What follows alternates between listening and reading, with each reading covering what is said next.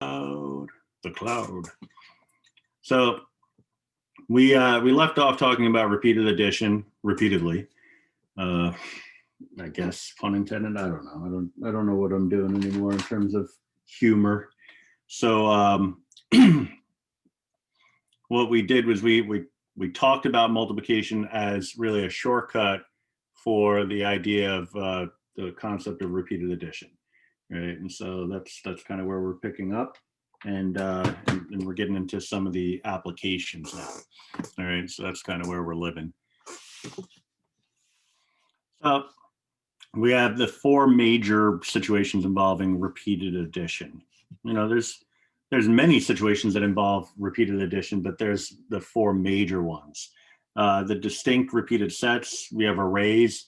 You know, if you know anybody who's gone through the Common Core system in recent years, you might have heard the term array more than you ever thought you would in your life, but it's part of the curriculum, and so we're here. All right. So distinct repeated sets. The example is, you know, consider a problem in which three children, each of three children has four cards. How many cards are there all together? All right. So, you know, this isn't one where we really have to do anything because I just detailed it out. We have three sets of four. All right. I could use a thicker highlighter there. Three sets of four, 3 by 4. So you can take the four cards and add them together 3 times and get a total of 12. But the idea here is that 3 acts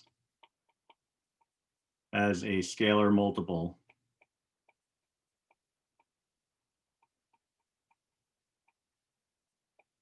of 4, right? So it's scaling the number 4 up upon itself, right? So if you look at a number line, and you know, one thing that we're gotten pretty used to in this course, I would say, is drawing number lines. It seems like everything involves a number line.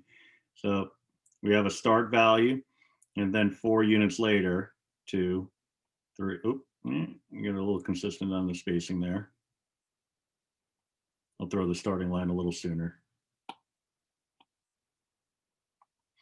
All right. So this is the spacing consistent with 4 steps. So 1, 2, 3, 4. All right. So if I wanted to, and I do, what I would do is scale this up by a factor of 3. I'm going to just kind of move this over because I already know I didn't give myself enough room. So I take the same increments and make the end point from the first set the start point for the new set.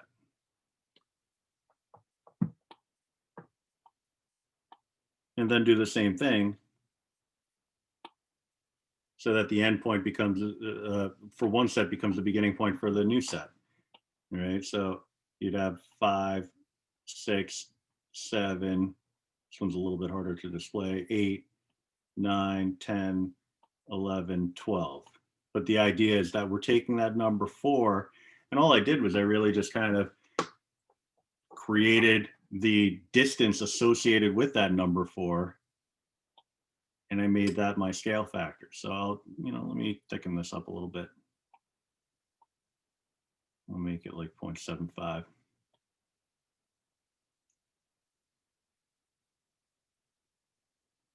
So that's one interval. Poor quality. Do it a little bit better here. Not much better.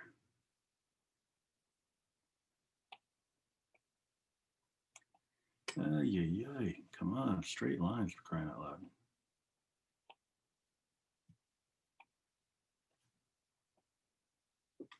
All right, so those are our 4 increments. All right, so that's really all this concept is talking about, but we want to impart that idea to kids, and when we do that, we want to use things that are going to be you know, logical to them, right? That'll make sense from their perspective. All right, so you know, because you know, hand waving tends to be a thing when you say, okay, well, imagine you take your height and triple it, It's like, how tall would you be? It's like, well, you're imagining something, all right? So instead of doing that, give them action figures. You know, the little army guys from Toy Story. Well, little army guys from Little Army Guys, but most popularly in Toy Story. And you know, they're generally the same height. So give each student 3 or 4 of those, and you know, have them work together, one on top of another on top of another. And if you give them a number line, you could have them lay them down as opposed to standing them up.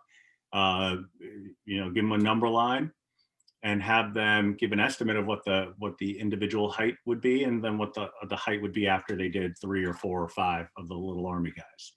All right, so that's a way that you can get the idea of distinct repeated sets across without doing the hand waving. You know, in a college class, we can do a lot of hand waving, even though it's not ideal. And in the past, it was necessary because we didn't have technology, or this form of technology, to be able to kind of display our thinking. But now we do. And so, you know, there's really no excuse. I mean, I can go online and find some little army guys, images of them, and stack one upon another. But I think you get the idea after my number lines here. So, but yeah, there's really no excuse anymore for not giving a good tangible example for the idea that you're trying to get across. That's why when I was looking through your Desmos activities, and you know, it takes a while to do that, because hopefully you noticed that I attempted them, you know, because I wanted to see, you know, what it was like from a student standpoint. And I tried to not give like teacher type answers. I toyed with the idea of maybe throwing in an incorrect answer, but I didn't want you thinking that you did something wrong, which led me to come up with the wrong answer. So I stayed away from that. But the idea that I was playing the role of a student was important to me, because I wanted to give you that feedback. But one thing I did notice is that there was an attempt to use pop culture, to use tangible things that the students would relate to, and that was very pleasing. I was very happy with that. Right, and you know, the more of the products I see from you as a class, the happier I am, because I know some of you, you know, you really put a lot of effort into this, and it shows. And I look at some of these and I'm like, that's better than I would have done. So, you know, kudos. And yeah, I'm going to steal your work, you know, modify it. But yeah, it's collaborative. That's the whole idea. You know, I share my stuff with you, you share your stuff with each other and with me. And that's one of the reasons why the discussion board had you just putting in your link to your Desmos, so that your peers can take a look and get some ideas and maybe improve upon their stuff. All right, that's the idea anyway. All right, so a little blurb here. The most obvious case of repeated sets occurs with a repeating set of physical objects, which is what I just talked about. Hand of cards, platoon of soldiers, little green army guys, and a case of soft drinks or so on. You know, whatever you can think of. You know, you just try to, again, keep it relatable, but also keep it. You know, it's weird. My district, my high school has a wellness policy, and that wellness policy, which I'm pretty sure not too many people adhere to, states that whatever treat you give to the students needs to be no bigger than the fist of the child. So it's kind of a weird one, and honestly, I haven't read up on the wellness policy in like a solid decade, so it's probably different by now. But at one point, that's what it said. It said whatever snack, whatever offering you're giving the students can't be bigger than their balled fist, right? So I'm looking at this, you know, for me, that's like if I gave them like solid chocolate the size of my fist, I mean that would probably make them very happy. Let's just put it that way, right? You know, different people have different size fists. I guess there was some science behind it, but yeah, it's like one of those things where depending on where you're working, you know, I have this example in here, a case of soft drinks. Maybe your school district frowns upon that. Right? We don't offer soft drinks in my school district, assuming soft drinks are defined as soda. And not always, but that you just got to be mindful of whatever the stated policies are and wherever you're working. All right. I remember when my son first started daycare, he was having it was his birthday, it was coming up, and we wanted to bring in some snacks. And we found out that it was an all kosher facility, and we didn't know that, which was definitely our bad, because we put our son in an environment without knowing what all the restrictions were. But like in the grand scheme of things, like having a kosher restriction is not a bad thing. Like if you're going the healthy route, making something kosher is not going to be a deal breaker. But if when we called up and we were like, all right, we're thinking about bringing Dunkin' Donuts, and they're like, oh, yeah, no bueno on the Dunkin' Donuts. It's not kosher. And I'm like, oh, okay, I had no idea. So yeah, just be mindful of whatever the requirements are. I mean, a lot of this falls in the category of common sense, but I can tell you that in this world in which we live, and I think I'm probably telling you something you already know, there are people that just love to complain. And so you think you're doing the right thing, you're doing the right thing, somebody's going to find fault with it, right? Just because they want to complain about something, or they want to, get an advantage that maybe they're not necessarily entitled to, but they want anyway. Right. So just be careful.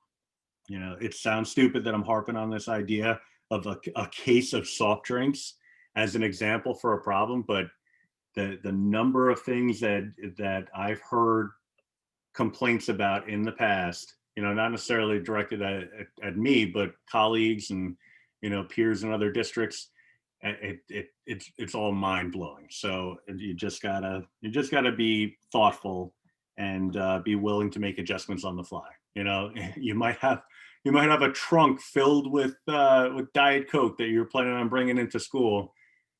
The morning of, you might find out it's not going to work. Yeah, guess what? You got a lot of Diet Coke on your hands. All right, you're just going to have to suck it up and deal with it.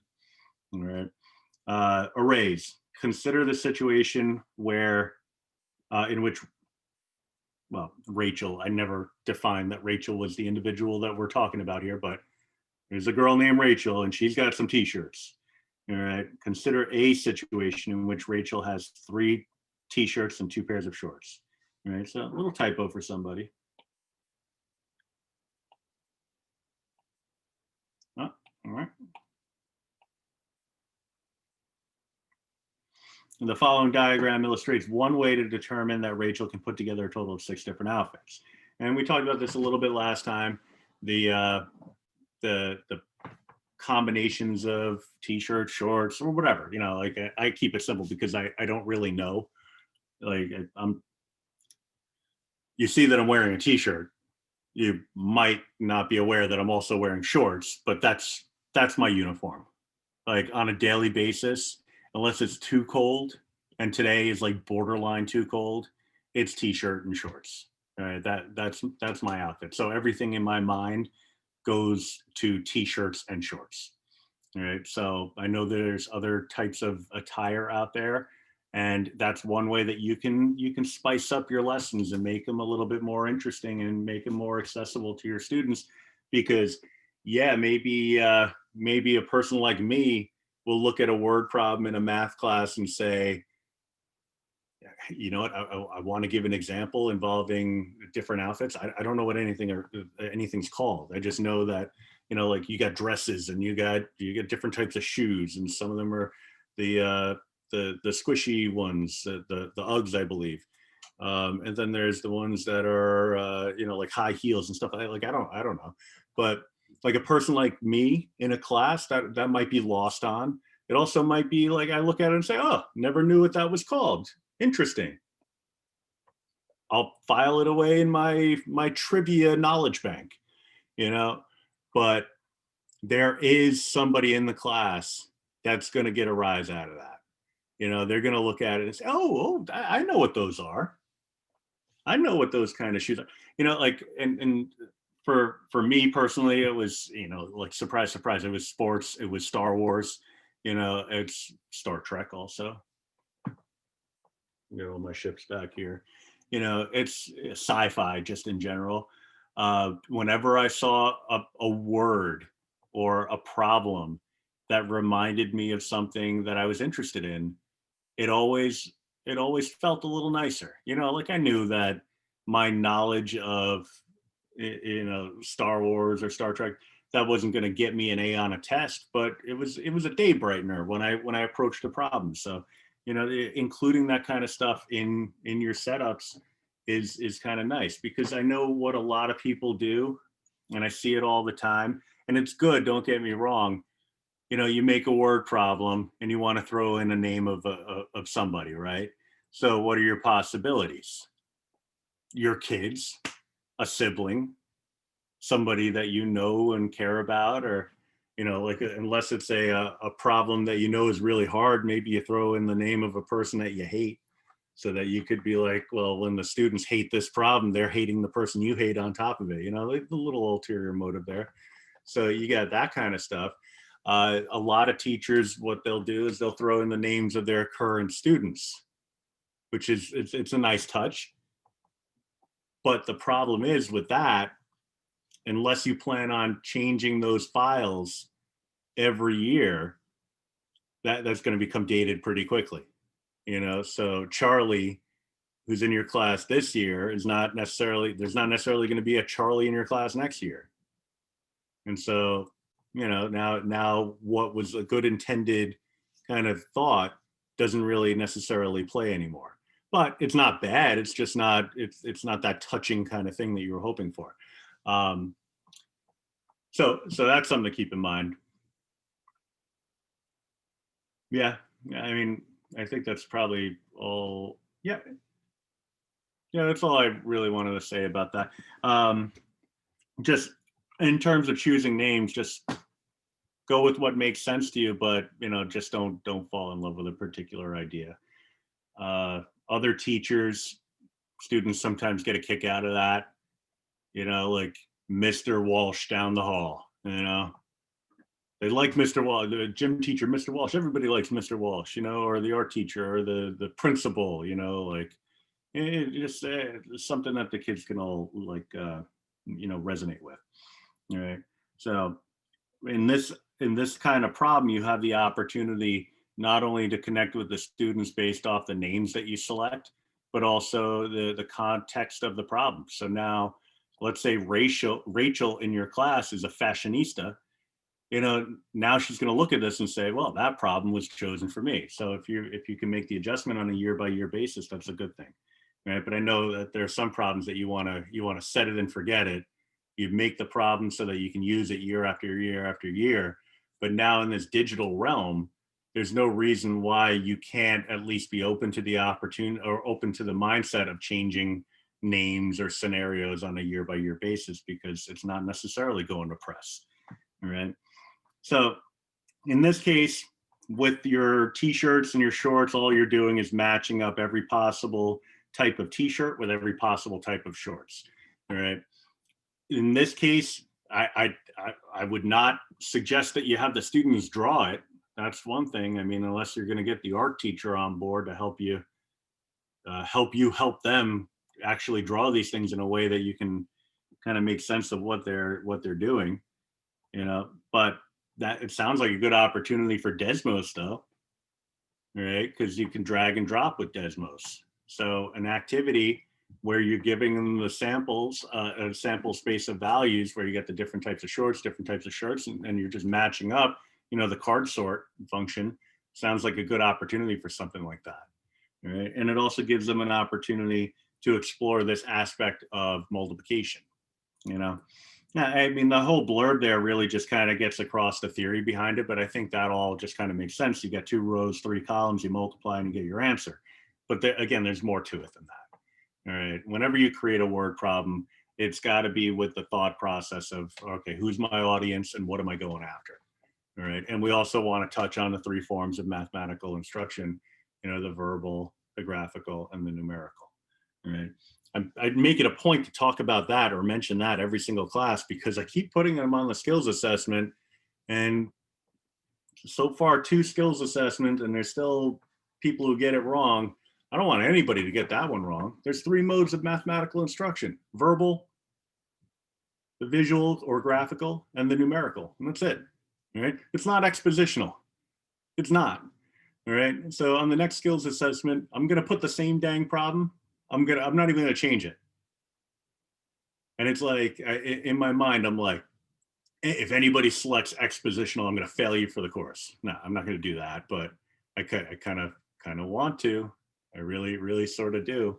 All right, so yeah, don't put expositional, please. It's although it does seem like sometimes I'm expositing up here. You know, all I'm doing is kind of like preaching at you, but please don't select that one. I want everybody to get that one right. All right, so another example, 2 by 5. I got the little stars here, and off you go. An application of this is area and volume. It ties in nicely with the concept of arrays, and in fact, it's a visual representation of an array, because if I'm looking at those squares that form a 2 by 4 array, the 8 elements make up that array. If I just take the spaces out between them, now I have a rectangle. All right. And so what we're dealing with here, each one has a unit area. Well, that's a little too thin now. Hold on. So this is a unit area of really just one. All right. But it's a question of one what, you know, one square something. Depends on the units that you're using. Is it inches? Is it feet? Is it yards, miles, hectares? You know, whatever you can think of. I'm just going to make this a little thicker, a little bit more obvious.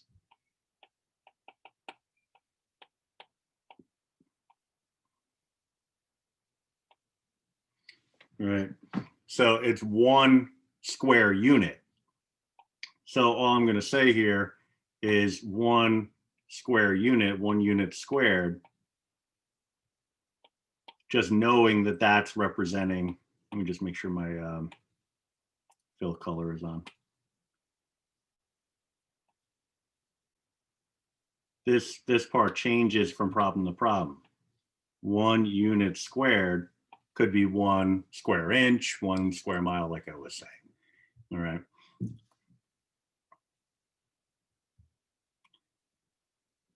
So, you know, the blurb down there just talks about how we get the area of a figure, and it's really just taking the sum of all those unit squares. And that's the basis of the concept of area. All right. So the idea is like, how do you know that you can just count up the number of tick marks when you're graphing, you know, let's say you have coordinates set of axes and you're graphing, let's say, a triangle or other geometric figure, and you're counting boxes that represent, or tick marks that represent, the length of a side. And then you multiply. How did you know that you can multiply? That's really coming from this idea of arrays.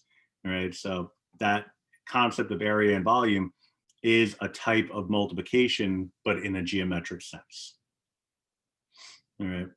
So the question here is, what is the area of the shaded region to the figure in the figure on the right? All right. So we'd have to look at this and say, okay, well, what am I working with here? I realized belatedly that I did not give enough information on this graph. So here's another typo for somebody. I did some edits, but not every one of them took, / I forgot to make all the edits. So this here is 1, if I can make a squiggly bracket, there we go, 1 centimeter. There it is. All right, so that length is 1 centimeter.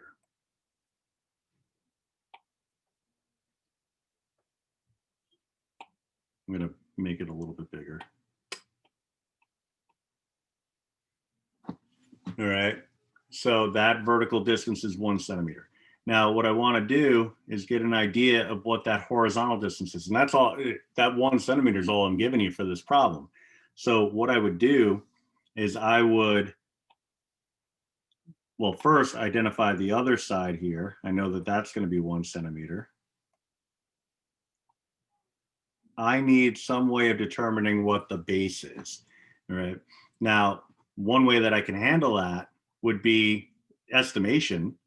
Kind of hard to do it with this app, but I'll show you, or at least I'll talk you through it. This line segment here represents the length of 1 centimeter. All right. Let me see if I can turn it without losing the size. I'm going to lose the size. I know I am.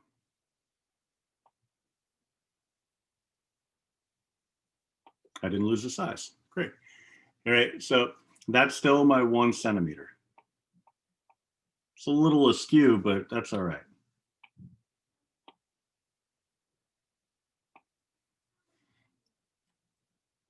So it looks like this base might be a total of 2. Let me just verify. I'm going to reproduce it.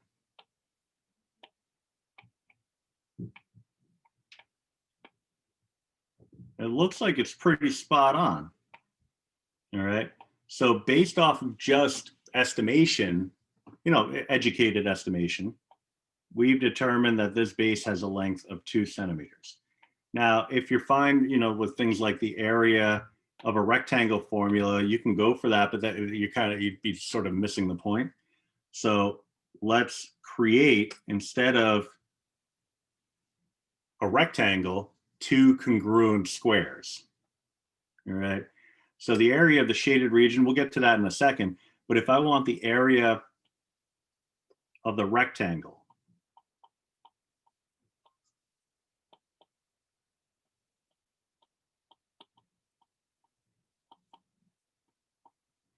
all right. And believe it or not, this is a 3rd, 4th grade topic. So giving them info, you know, they'd have to have the information, you know, instead of what I did, which is to accidentally omit important details. But, you know, the stuff that I wrote in green here, I'll actually highlight it. That this should have been given, all right, but nothing else except for the diagram. All right, so the area of the rectangle is equal to the area of, I'll call it square 1 plus the area of square 2. And I'll label that up in a second. All right, so let me get that little shading tool here.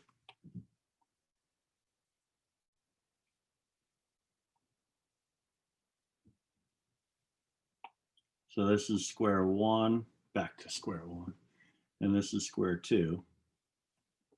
All right, if I get the sum of these 2 things, and I'll actually write it side by side so it doesn't look as ridiculous. Ooh, can't do it that way.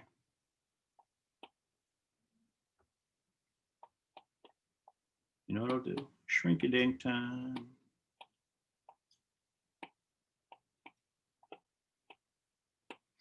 All right, so each one of those squares has dimensions 1 by 1. All right, so the area of a square dimensions, and this is, you know, like how much you detailing of this to the students, not really much, but this is all stuff that comes through in the conversations. So this is 1 square unit, and I'll write you 1 unit squared plus another 1 unit squared.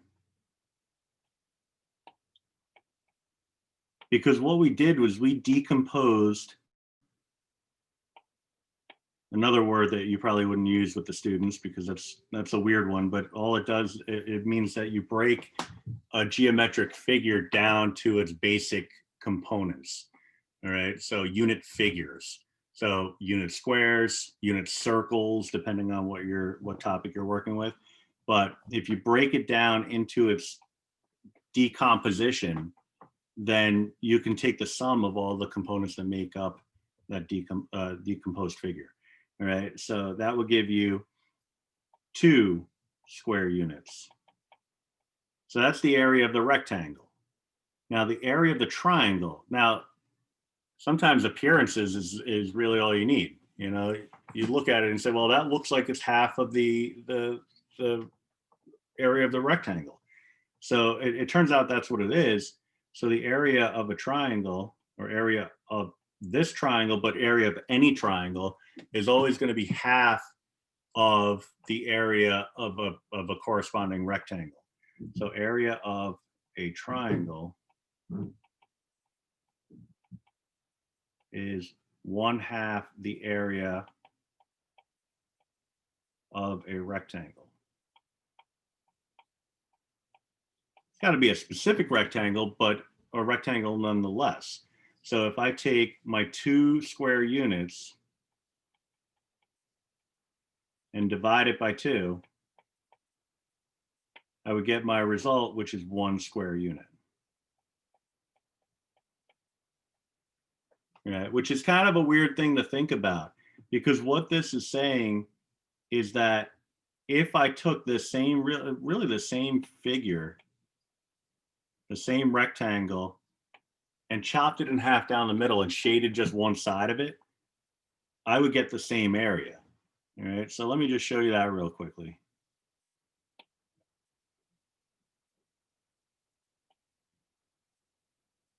Just kind of ballparking it. You know, for a hand-drawn rectangle, that wasn't terrible, but I wanted to use my drawing tool.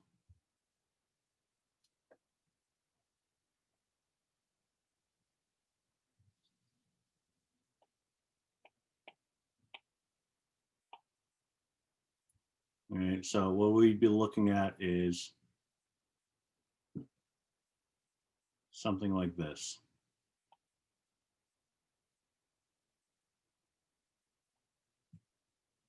All right, so again, 1 by 2. The areas are the same. I'll just make a note.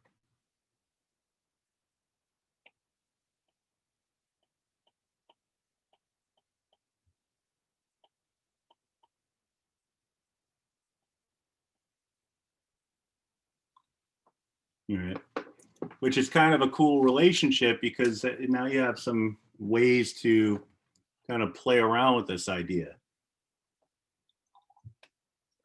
What I like to do is kind of like this, the similar idea, just with volume. And that is, if I have, you know, those plastic shoe boxes, fill it up halfway, you know, or maybe a quarter of the way, so you don't have to deal with as much spilling. And then if you tip it kind of, you know, let's say at a 30-degree angle, so that it's tipped upward a little bit, then it creates a little triangular region in the corner. And so basically what you're doing is you're showing that a volume of a rectangular solid, and under certain circumstances, could be the same as the volume of a triangular prism, right? And they kind of get a kick out of that. Also, I kind of point out to them that if you freeze it, then you'd have 2 solids, you know, frozen blocks of ice, one that would actually be a block, a rectangular solid, and the other would be in the wedge shape. So it's kind of a nice way to illustrate the idea. And there's applets that do it, but there's nothing like you know, getting some manipulatives involved. All right. So for volume, the standard for measuring a volume is a cube, so a unit cube instead of a unit square, just like the standard for measuring a circle would be a unit circle as opposed to just any other kind of circle. Right. But basically, whenever we say a unit of anything, we're talking about a singular, right? So 1 unit of whatever, right? So as long as you can define what 1 unit is, then everything else can be measured in terms of that basis, right? So it's a basis of measurement. That's really all it is, right? So in the exploration here, you have a solid box, has a length of 4 centimeters, a width of 2 centimeters, you can see in the picture, and a height of 3 centimeters. We want to know what is the area of the top or bottom of this box, or bottom of top, or the top. Oh, and I just can't get out of the typo way here. That's all right. Somebody's getting bonus for it. So what is the area of See, that's my biggest weakness. Not the act of making typos, making a typo that actually ends up being another word so that Microsoft Word doesn't pick up on it. That's where I usually pay the price. Because I only look for the red underline. When it's underlined in green or blue, I just figured it was because it was a math expression and Microsoft Word doesn't know any better. But I probably should actually read my notes before I publish them. And there it is. So we want to know the area of the top or the bottom. Well, I can actually see the top, so I'm going to go for that. The idea here is that it doesn't matter because the top and the bottom are going to be congruent to one another. Right? That's the idea. When you project upward from a rectangular prism, from a rectangular base, it becomes a prism. Right? I can show you in a couple minutes what this would look like on there's a 3D app that we can use. But this side here has a length of 4. This one has a length of 2. The units are given in the problem, so I'm not going to write them here. If I want the area, again, it's really just an array. It's a 2x4 or a 4x2 array. So the product or the sum is going to get you the same thing. So if I take 4x2 or just add each one of these unit squares together, I'm going to get a total of 8 square centimeters. You can look at it and say, well, I have 2 columns, each consisting of 4 entries. So I'll show you a bunch of different ways that you can do this, not because, again, I have doubts that you can handle it, but it's because you want to be able to show the different ways for your students. So you have a 4x2 array. So that's 4 by 2, 4 times 2. That'll give you an 8. You could say 4 rows with 2 entries each.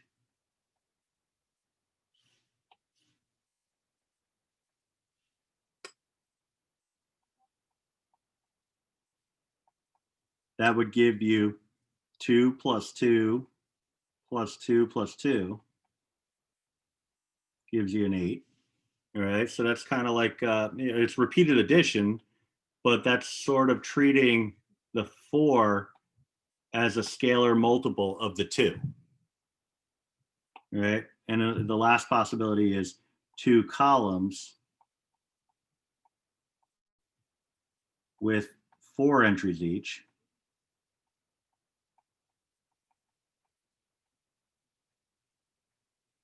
Which would correspond to 4 plus 4, which gives you an 8. All right, so that's all for part A, any of those. All right, so you can kind of see how that would kind of translate itself nicely to a multiple choice question on a skills assessment. Because all I'd have to do is come up with one that wouldn't be correct. And I say, which of the following would not give you the area of this figure? So just keep that kind of stuff in mind. How many cubic centimeters are in the first layer of this box? All right, well, it's all relative. If I'm working top down or bottom up, it's going to give me a different layer. Since I found the area from the top, what I'll do is I'll make that top row my first layer. So this, that was coming out pretty ugly. So let me fix that.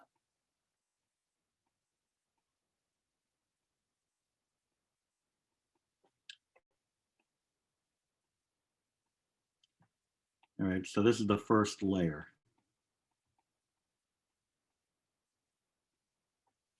All right, so you're just counting up how many unit cubes there are.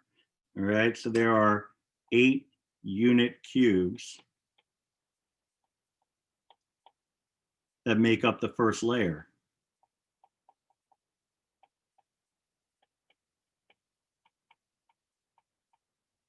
All right, so that repeated addition, 1 plus 1 plus 1, 8 times, is going to give you a total of 8 cubic centimeters.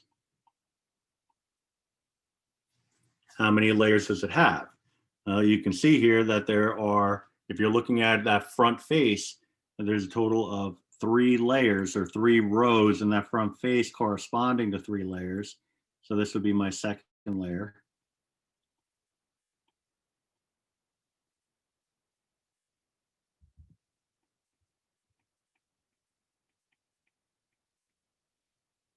And then we would have our third layer, which I'll do it in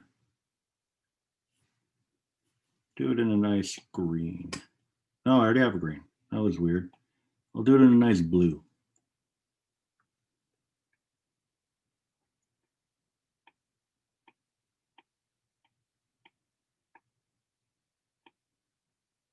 Yeah, it's like kind of like a Rubik's Cube now.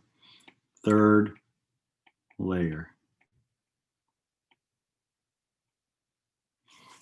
All right. So how many layers does it have? It's got 3. All right, so 3 layers. Use the above facts to determine the volume of the box. Well, if I know that each layer is going to consist of 8 cubic centimeters, I can do the repeated addition, right? So I can say 8 cubic centimeters plus another 8 cubic centimeters plus another 8 cubic centimeters, which would correspond to 3 being a scalar multiple of 8, 3 times 8 cubic centimeters, which would give me, and I'll just write it here, 24 cubic centimeters. All right. So the progression is really what kind of drives the instruction here. Not that, I mean, you can multiply stuff. 2 by 4 by 3, done. So in number 2, when it says find the volume of a box that's this, that, and the other thing, that's all well and good, but it's the underlying strategy that kind of comes into play. All right. So what is the volume of a box that has, it's 5 inches high. All right. So 5 inches.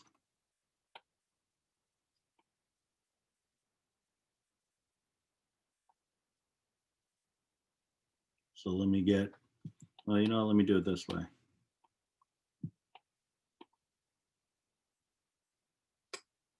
Yeah.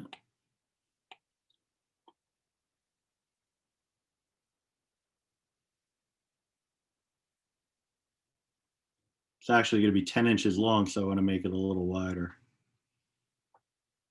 That could be a 2-to-1 relationship. That's what we're going with. So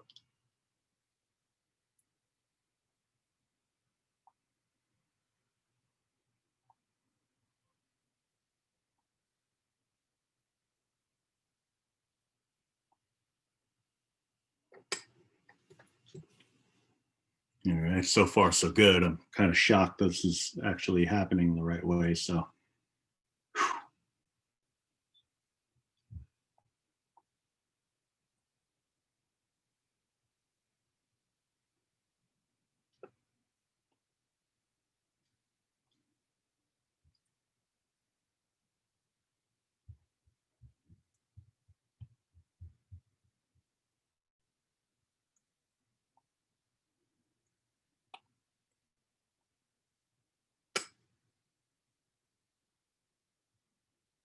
all right, that's my 5 by 10, and we got to go 3 inches deep on this.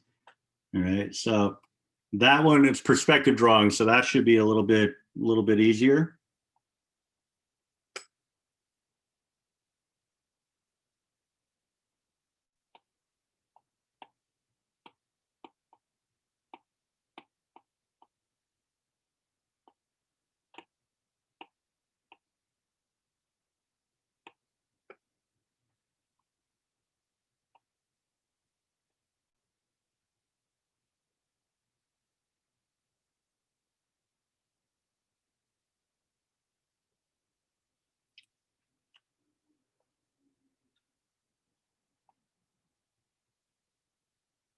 That's gonna bug me.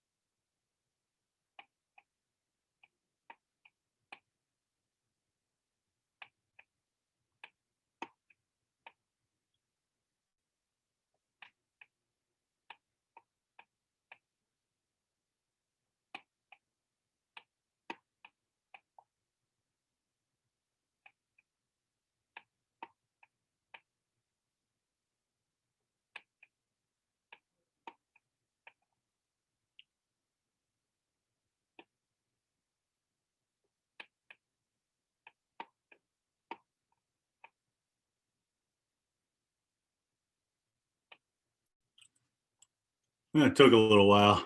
I got there, and there's definitely a couple that are a little wonky.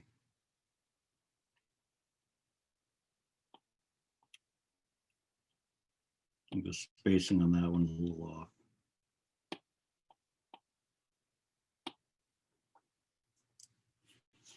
But yeah, he gets the job done.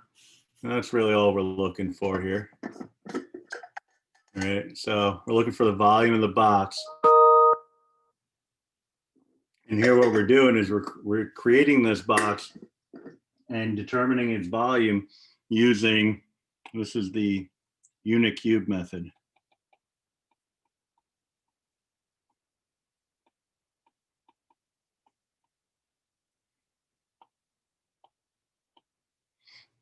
All right, so same idea, we're just replicating the approach that we just did, except in this case, we're actually making the figure ourselves. All right, so it's terrible or fun, depending on how you feel about such things. All right, so what we would do again is figure out what the area would be of either the top or the bottom.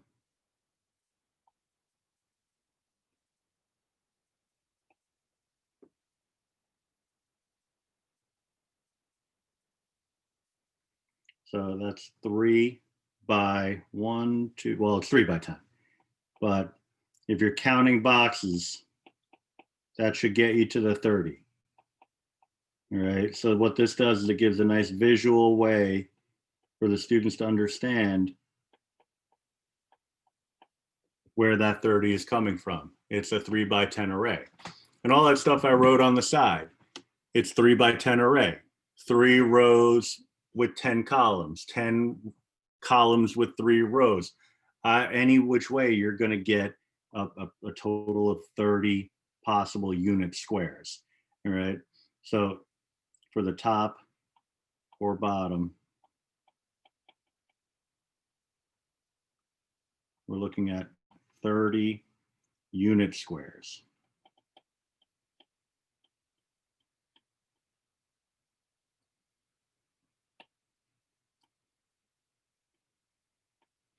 All right, and that's a nice little connection, really, if you think about it. It's a connection between the units of measure and actually what's happening physically. All right, because on the top or bottom, I have 30 actual unit squares, which translates to 30 square units.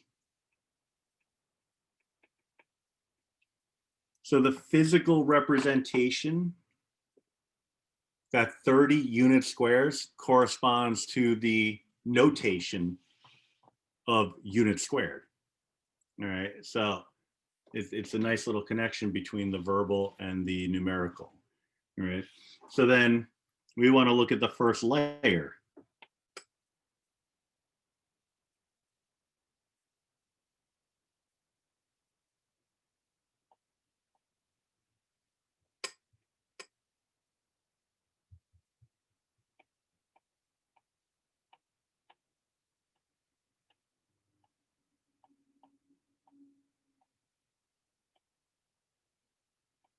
All right, now how detailed you want to be in your artistry for this part of it is up to you. I'm just kind of overwriting this in a different color just so it kind of pops out a little bit. But any other way that you want to designate it is going to be fine. All right, so this is my first layer. And we know that all the layers from the last time we did this, all the layers have the same volume. So once we figure out one, then we're going to be in good shape. So the volume of the first layer, all right, we're looking at 30 unit cubes. That corresponds to 30 unit cubes. So 30 units cubed, or cubic units. All right. In this case, it's inches, but we'll cross that bridge in a minute. Because you can work in raw units until the final step, as long as those units are consistent. See here, it's inches. You know, if it's like a trick question where two of them are inches and one of them is in feet, then different story. You know, you might have to do a conversion, but that's not the case here. All right. So then I'm looking at a total of 5 layers.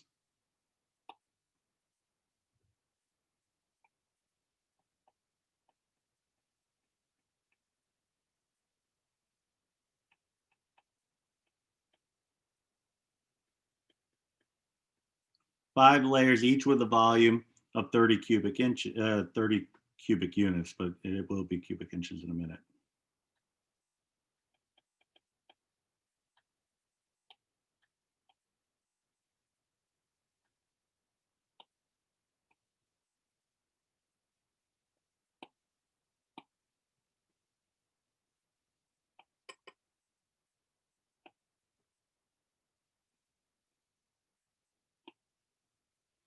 All right, so that's going to result in 5 multiplied by 30, which is going to give me 150.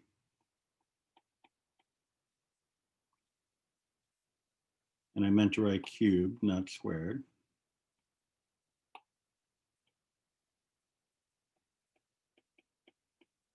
So therefore, we're just using the therefore notation.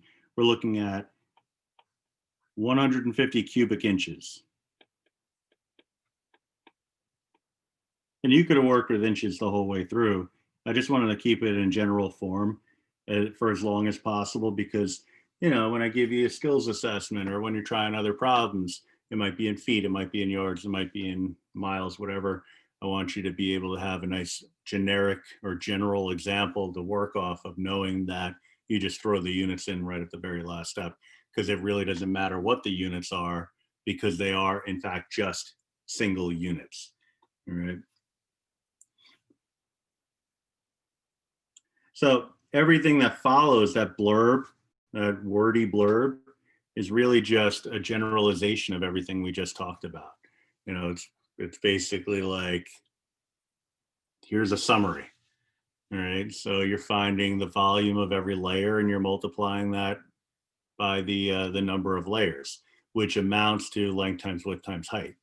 Now, you could also get into things like a triangular prism.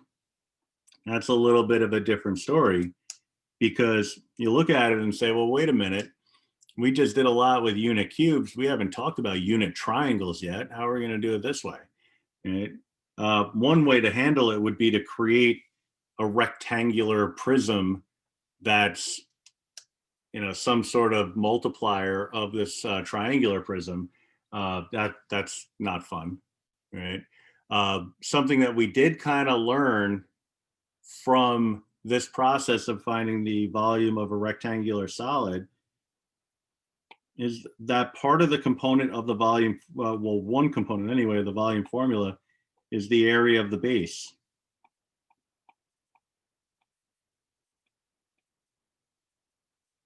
It turns out that that's true for all geometric figures, right? So if you have a three-dimensional figure that's consistent, then all you would have to do is find the area of the base, multiply it by its height, and you'll have the volume of that figure, right? So if I tell you that this figure has a base area of 24 square inches, now it's turned on its side, but that's all right.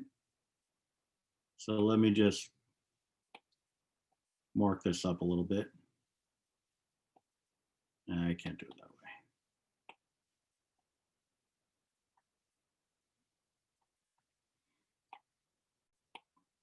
All right. So that has a base area of 24 square inches.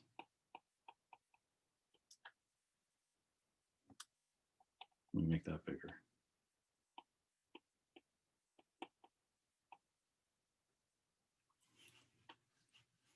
And what this is telling us is that there's 3 layers to this thing. All right. So they flat out gave us the area of one dimension.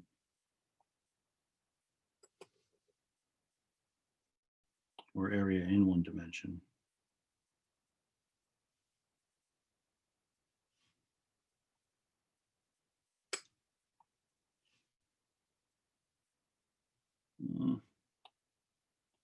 have to clean this up a little bit. Let me get rid of these two.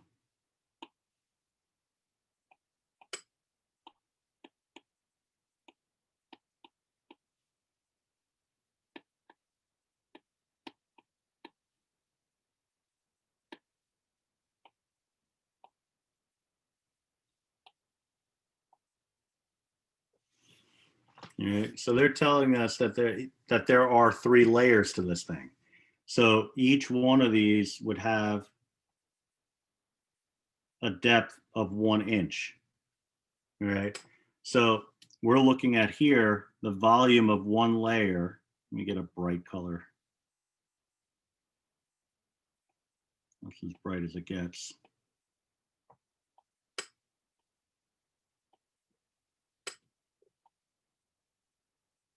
All right, so that part of it would constitute 1 layer. And so I could really kind of like emphasize that.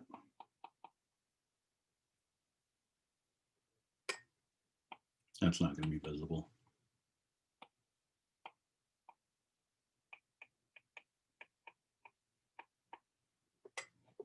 All right, so the volume of 1 layer, specifically the first layer, but they're all congruent, so it doesn't matter, is going to be 24 by 1, 24 inches squared, multiplied by 1 inch squared, 1 inch in general, which gives us 24 cubic inches. All right. So that's what each unit measure is. 1 layer for this figure is constituting 1 unit in the basis of this figure. All right. So there are 3 units. I made this too big now.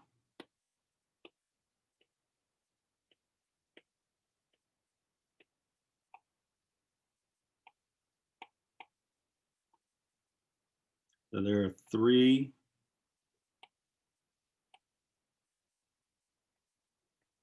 layers, each with volume of 24 cubic inches. So we could say 24 plus 24 plus 24, or we could say 3 by the 24 cubic inches. Either way, we're going to get 72.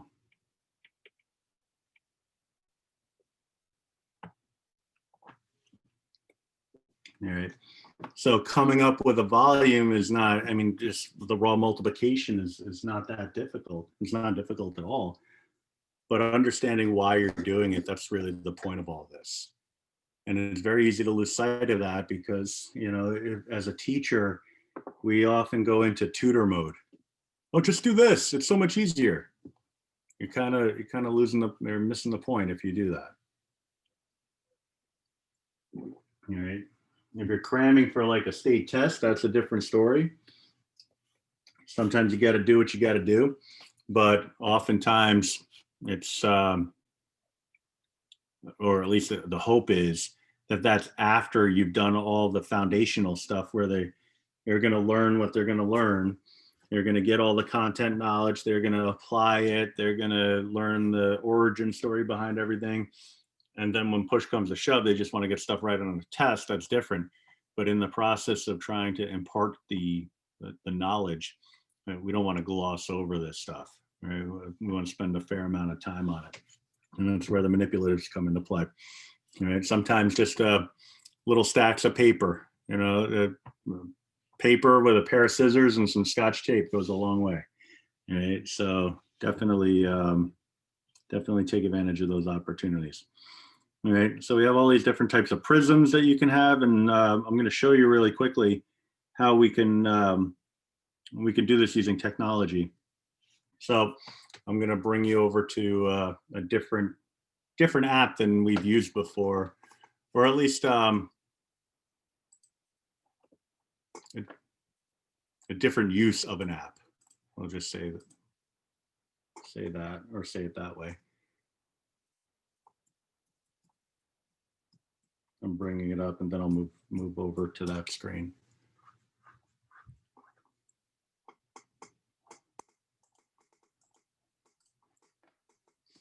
All right, so I'm going to stop this share, and I'll start a new share. So this is GeoGebra, geogebra.org/3D.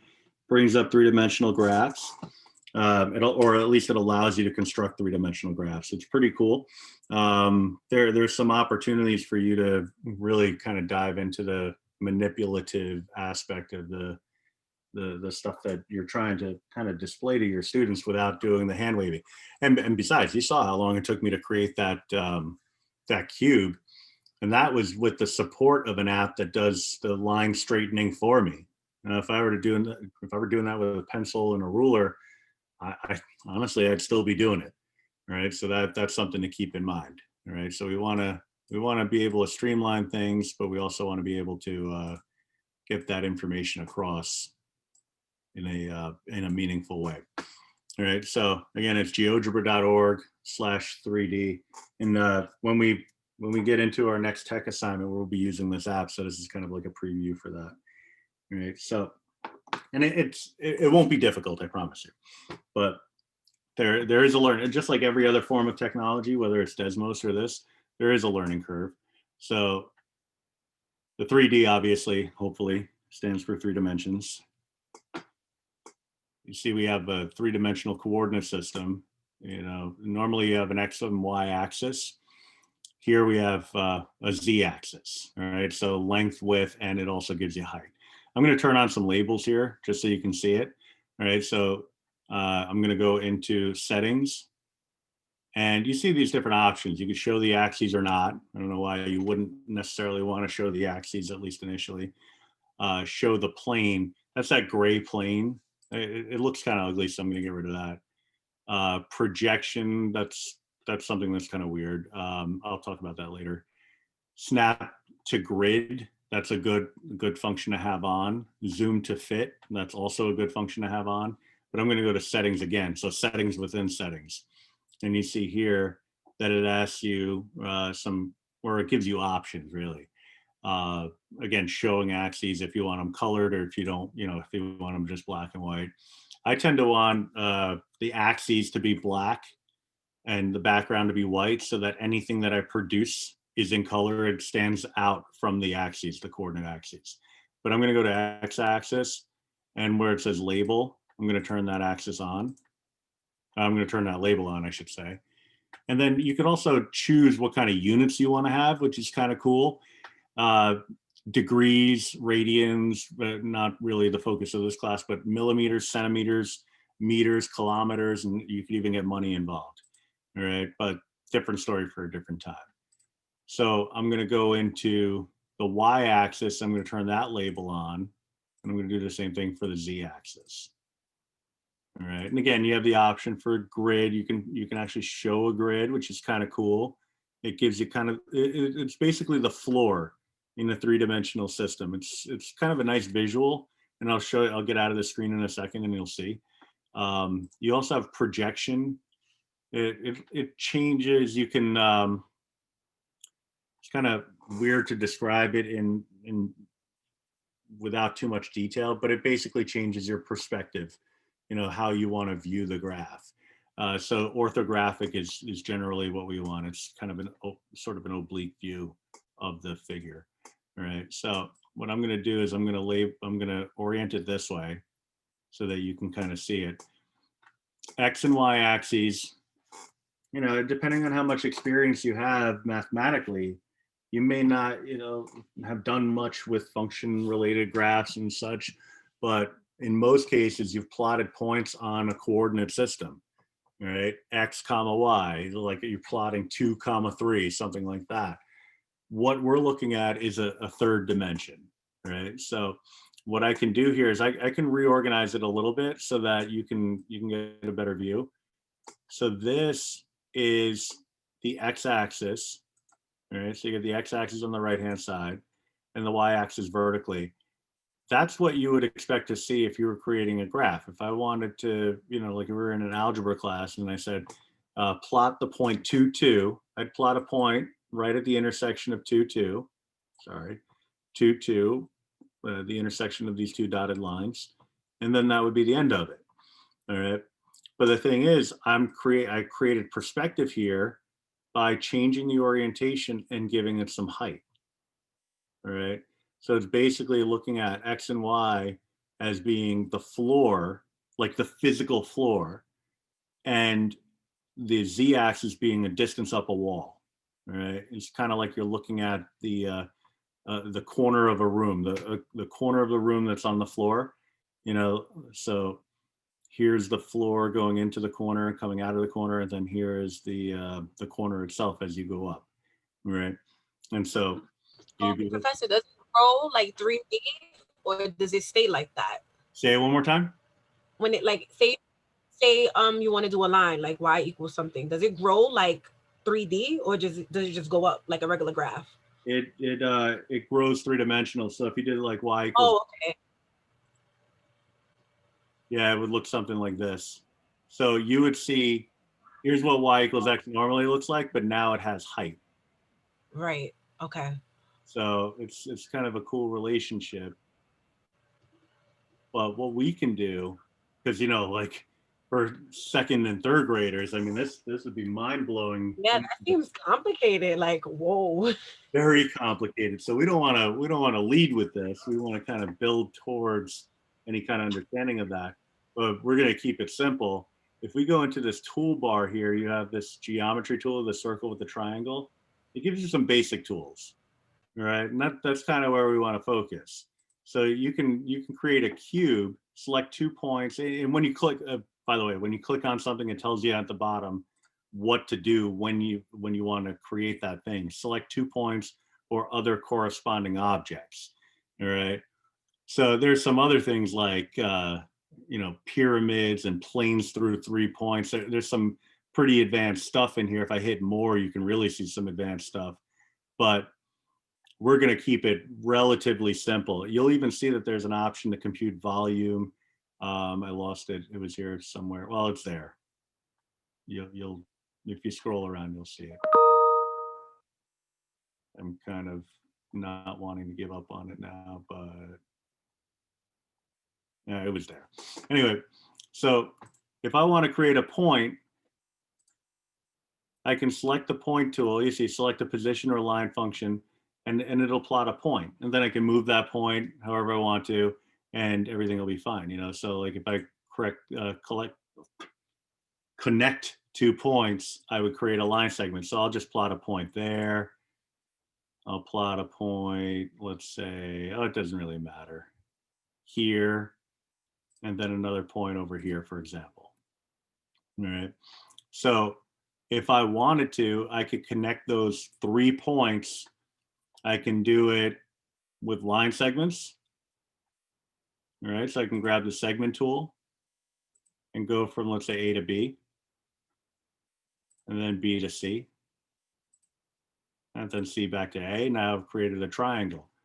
If I want to do that all in one shot, there's an option for a polygon, which you'd have to define for your students. This is definitely something the older kids would know, but the younger ones, if you just tell them that it's a shape, a closed-in shape, then that's usually good enough. So if I select polygon, then I can get all 3 sides in one shot. All right. Now, if I wanted to do a quadrilateral or a hexagon or a pentagon or something like that, I can use this function. I would just have to plot more points. All right. But what we could also do is if you scroll down under solids, you see an option for a prism. Select a polygon for the bottom, then select the top point. All right. So what you would do is just select some value in the base. So I'll do that again. I'll undo. So in that little, it's hard to see, but when I created the polygon, it ever so slightly shaded in that polygon, very light blue, almost indistinguishable from the white. but it did shade it in, and that constitutes a polygon. All right. So if I wanted to create a prism, all I'd have to do is click on that and then drag this really anywhere the GeoGebra will let me drag it. And what I'll have is a prism. And then once I click it into place, now I have that prism. Now I can click on move so that I can reorganize and reorient my figure. And you can see what we're looking at here is it's kind of flat because everything's on that plane. I didn't leave the XY plane, but it's still something that looks three-dimensional. All right.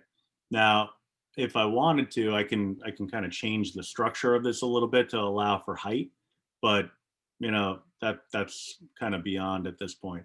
What I could do, let me undo some things, is I can go down to my solids tool and just kind of click on whatever I want. Maybe I want a sphere. So now I got a sphere. All right. Oh, by the way, you see what I did there? I clicked, and now it wants to create another sphere. So I'm going to give it another sphere. But if I want to get out of a function, I click on move, and then I can click freely so that I can kind of maneuver things around. All right. So, and if I want to get rid of something, it's pretty easy. Just click on it and then hit the little trash can. You can get rid of all the little points too that I created. So all that stuff shows up. So, you can go by points, you can go by line segments, but you can also, in a nicer way, just go to these solid functions. Extrude to prism, for example. Let me get rid of this. Select that, select a polygon or circle, and then an altitude. So if I type in an altitude like, I don't know, 5, it'll give it a height of 5. All right, that's a pretty valuable resource, except the issue with that, and the reason why I don't lead off with this one is because it has the word extrude in it. It's going to be tough enough to get kids, second and third graders, the fourth graders, to be able to handle an app like this. Then you throw in the word extrude. They're like, what the hell does that mean? And some adults too. What does extrude mean? Context wise, okay, we know what extrude means, right? I still don't know what the word itself means, but I know what it's telling GeoGebra to do. It's telling it to give it height. It's telling it to take that base and expand it upward of some predetermined distance, right? But this is consistent with what we were covering in the notes, because it's basically saying, all right, if I take my base area, give it some height, now I get a rectangular prism. All right, so I can do that. If I want to do another polygon, for example, I plot a point, then another one, and another one. All right, this one should be, if I did it right, it should be a parallelogram, but that doesn't matter. If I only brought that up if you cared about such things. All right, so I click on polygon, create that polygon, go back to move, click on the base area, and then we can extrude it to we could try to extrude it to a pyramid, but that doesn't always play. You give it an altitude, it has to have certain characteristics in order to become a pyramid, but it'll make it pyramidal. So you'd have to scroll around to really see it. It's an inverted pyramid, but still, right? Maybe you don't like that. So go to extrude to prism, click on it, give it an altitude. Let's say I want it to be 7. And again, it's giving it an altitude of 7, right? Altitude again is height. So it's just a question of which direction it's going to go, but that really doesn't matter because all you needed was a height of 7. So this one's going down 7 units rather than up, but that's perfectly fine. All right. So this is, if anybody's wondering, this is called a parallelopiped. Right? It's a 3-dimensional parallelogram. But You can see how we can get an app to do these geometric figures for us. You want to keep it simple and just make a rectangle, go for it, you know, or a cube, select 2 points or other corresponding objects. Well, that's pretty solid, you know, so, okay, that's telling me that I need 2 points. So let me get 2 points. And it'll make a cube for me. All right, so all of these figures, GeoGebra is able to do with relative ease. Now I click on it, and if I could find it, eventually, select, so click on volume, select pyramid, prism, sphere, cone, cylinder, etc. So it'll give me the volume. So just by clicking on the object, it's going to tell me what the volume is. All right, so maybe, you know, just thinking of applications of this, maybe you want the students to complete a lab, you know, where they have to perform certain tasks. That'd be pretty cool. But also think of it another way. You got to make up your own notes. So maybe you use this tool to create something that you can copy paste into your own notes. You know, so I can take this and just do a screenshot and put this into my notes or make a worksheet out of it. And then there you go. All right. So a lot of different options in here. This is just a small taste because we're going to do, we'll do another tech assignment, and it's going to be specific to this application, all right, to the GeoGebra function. But it really is it's not too bad. It's not difficult. My goal behind tech assignments is to come up with something that I think will be meaningful for you and not be too overwhelming. This one should be actually very easy to complete. You just got to do all the other things like the discussions and stuff like that. But I'll talk to you more about that next class. All right. So at this point, let me stop the share or stop the recording.